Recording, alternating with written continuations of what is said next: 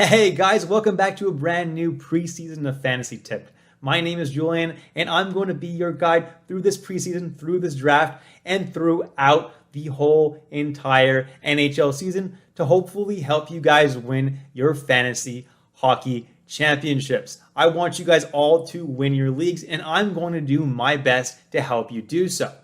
This video is going to discuss how I did last year, where I hit and where I missed with regards to the draft last year. The reason I'm doing this, guys, is because I want to show you guys absolute transparency, and what better way to bring in the new NHL season than by reviewing how I did in the last one.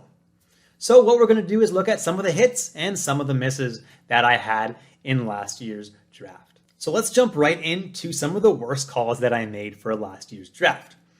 I suggested to draft Taylor Hall in the 3rd or 4th round, which was where he was going in his ADP, and I thought that he might be really valuable. Now, a lot of other people made this same mistake. A lot of other analysts and so-called expert made the same mistake because he was supposed to be playing alongside Jack Eichel last year. So how could that possibly have gone wrong? Well, how it went wrong is it's Buffalo, and nothing goes right in Buffalo, unfortunately. Unfortunately, though, there's no such thing as a fantasy hockey expert, and nobody knows exactly what's going to happen in the upcoming season. This is why you can only make educated guesses, and that's what I do. This is something that I look into strongly. I look at advanced stats, and I look to see who I think is going to have strong seasons, and this is the information I'm going to be relaying to you this offseason, guys. My next bad call was fading Artemi Panarin at 4th overall.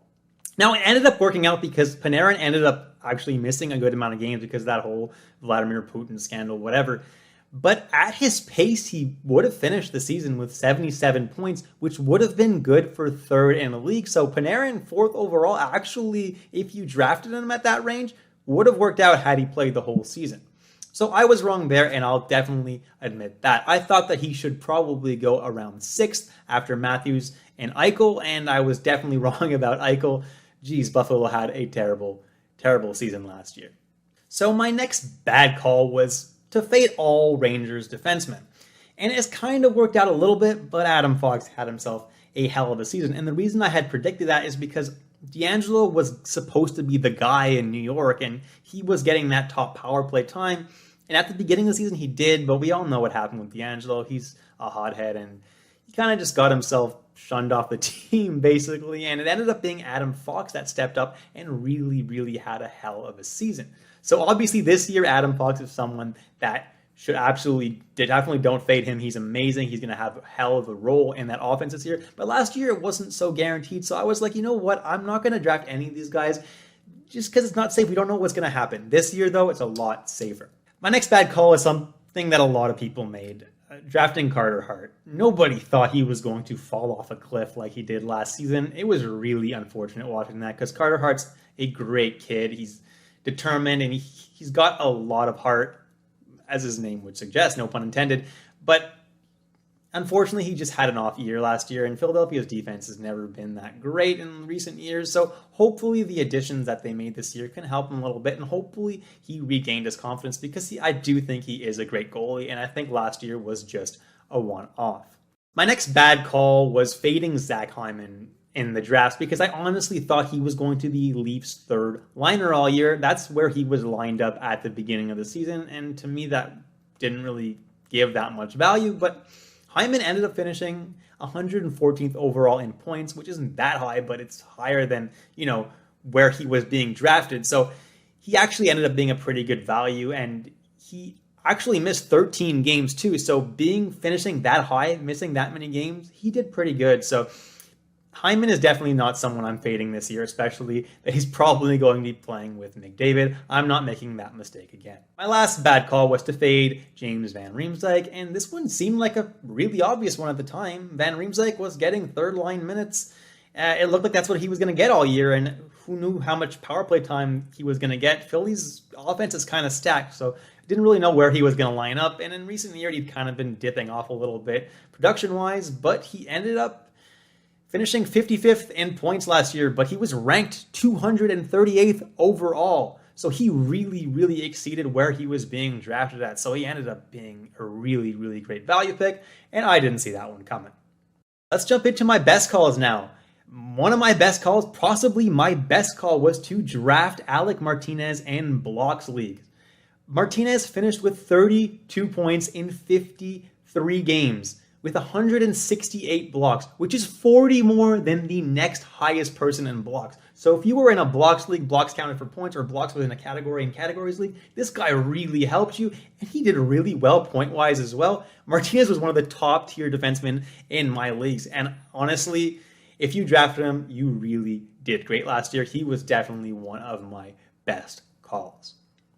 My next really good call was to fade Ryan Getzlaf. I kind of saw this one coming. He's been getting older, and yeah, his production had been going down a little bit, but last year it just jumped off a cliff. I didn't see it coming that badly. I thought he might be a serviceable, guy if in really, really, really deep leagues, maybe. But I wasn't drafting him last year, that's for sure. But he really did fall off a cliff, so it was a good call that I made. My next good call was to fade Mika Zibanejad, and I got a little bit of heat for making this call last year, and the reason I made that call is not because I think Zibanejad is bad by any means, but he was being drafted 13th overall, and to me that was a little bit high, and yeah, I was right. It was a little bit high. He ended up finishing 25th overall in points, which is, that's where I kind of saw him being, but he ended up just having the most miserable start to the season, and then he just popped off like crazy towards the end of the year, and that's the problem with him. He showed last year how inconsistent he can be, so I don't think he's going to be drafted that high this year. Now, he finished 25th overall in points. Had he been able to keep that momentum that he had at the end of the year, had he been able to have that at the beginning of the year too, he would have had, way more points. He could have definitely been top 13 in points, but that's not what happened, and so I made a good call there. My next good call was to not draft Tony DeAngelo. I said, hey, let someone who's riding the hype train from last year draft him, and if you listened to my advice, you were rewarded because DeAngelo did not play a whole lot last year. He pissed off everyone on his team and just didn't play for the rest of the year. So that was a definite good call that I made. My next really good call was to draft Cam Talbot, and Cam Talbot was ranked in the mid 200s for where he was being drafted. And after the drafts, he was only drafted in 40% of leagues about, which was really shocking. And I liked him a lot at the beginning of the season last year because Stalock was injured, and so all they had was Kaapo Kähkönen, and he's a great goalie, but we didn't really know what kind of role he was going to have. So Talbot ended up having a really big role, and even when Kähkönen played pretty well, Talbot ended up getting the vast majority of the starts, which ended up making for a great pick in a late round or a grab after you drafted, because in a lot of drafts he wasn't even drafted. The next really good call that I made, and it's the last one I'm going to cover, is drafting Pacioretty in the 4th round. And that's where he was going in the majority of leagues, and what a great call that was. He ended up finishing 22nd in points. He missed 8 games at the end of the year, ended up 15th in shots on goals, and 13th in the league in goals. That was a really good season for Pacioretty. Imagine if he had not missed those last 8 games. Wow, he was a hell of a value player. He was top 15 players in my league before he ended up getting injured at the end of the season. Pacioretty is a hell of a value player, especially if your league values goals and values shots on goal, which a lot of leagues do. This year, he's still going in that range, which to me is insane. So if you get to the 4th round and Pacioretty is available in your league this year, you absolutely have to grab him. He's just such a good value pick. All right, so you've reached the end of the video, guys. Thank you so much for watching all the way through. Please leave a like, subscribe if you haven't already, and leave a comment. Let me know what you're expecting for this preseason. Let me know what kind of videos you want from me this season. I already have a lot of videos planned for you guys, but let me know if there's something specific that maybe I hadn't thought of. If you want me to release, I'll definitely look at the comments and try to accommodate all of your wishes. Until next time, guys, stay safe, stay healthy, and I'll catch you in the next episode of Fantasy Tipped.